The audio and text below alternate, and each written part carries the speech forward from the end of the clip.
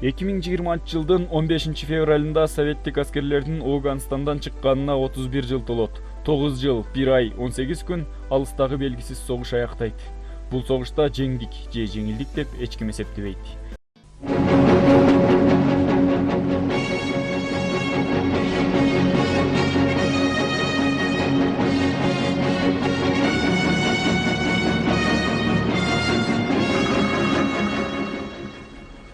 Добрый вечер. Здравствуйте, товарищи.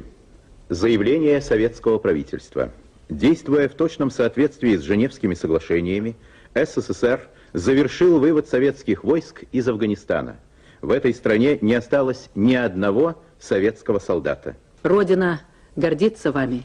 Родина благодарит вас. Родина рассчитывает на вас.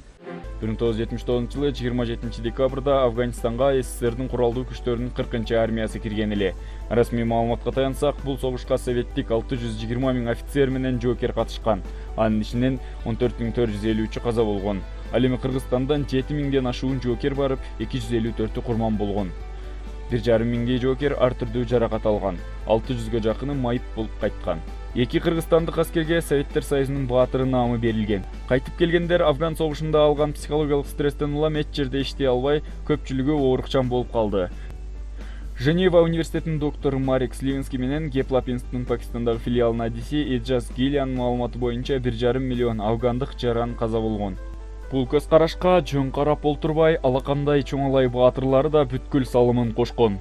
Алар: Сайпидинов Жаныбек Орунбаевич, Асанов Максаткул Шакирович, Аззам Тургунов, Исаков Сайпидин Мамажунусович, Сейтбеков Курбаналы Бадалович, Маматкожаев Алмамат Эрмаматович, Акмат Сулайманов, Кенжебаев Икрамидин Тажибаевич, Наджимидин Кармышев жана башка 15ке чакын жоокерлерибиз катышып келген.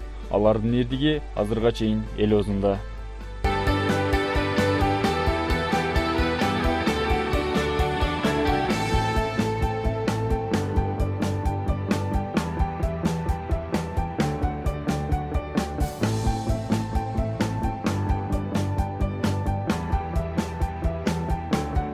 Эски сала кетсек, 1979 жылдын 25 декабрынан башталып, 1989 жылдын 15 февралына чейин созулган. Кээ бир маалыматтарга караганда, Афган согушунда 2,5 миллион афган эли каза болгон. Ар бир Кыргызстандын жараны Манас атабыздын урпагы деп өзүн эсептейт. Милдет, намыс, ата мекен ар бир кыргыздын канына сиңип, өз элине, жерине, мекенчилдигине чакырат. Алар мекенине болгон чексиз сүйүүсүн кийинки муундарга жеткизип, жаштарды мекенчилдикке үндөшөт. Белгисиз согуштагы ардагерлердин эрдиктерин биз кийинки муун эч качан унутпашыбыз керек.